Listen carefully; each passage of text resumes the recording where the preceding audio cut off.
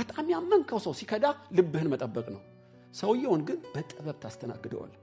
የብዙ ሰዎች ምስክርነት ሰምቻለሁ። በእውነት አምነው ብር አበድረዋቸው ክደው ትዳራቸው ሊፈርስ ጫፍ እስኪቀር በረሃብ የተጠበሱን ያውቃሉ።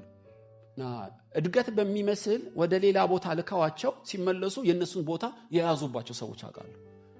በጣም ያመኑ አምኖ ውክልና ሰጥቶት ቤቱን በራሱ አዙሮ የለወጠ ሰውም ብዙ አውቃለሁ። በእውነት እነዛ ሰዎች ልባቸውን ስላልጠበቁ የምር ስላዘኑባቸው ለራሳቸውም ለእግዚአብሔርም ሐዘኑ።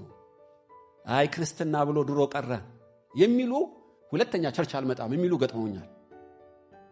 አገልጋይነን በሚሉ የተካዱ አምነው ሚስጥራቸው ነግረዋቸው የተጠቀሙባቸው በእነዚህ ምክንያት ክርስትናንም ክርስቶስንም ይጠሉዋሉ። አይገባም።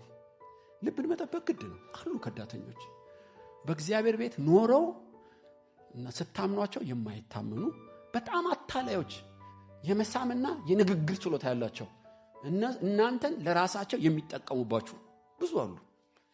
ገንዘብ ለማግኘት ሊሆን ይችላል እና ክብር ለማግኘት ሊሆን ይችላል እና ኢየሱስን እንደ ይሁዳ እንደተጠቀመበት ለጊዜው እንደመሰለው እኛንም እንደዚሁ ይገጥሙናል። በእውነት ከዳተኞች አንዱ የመከራችን ምንጮች ናቸው።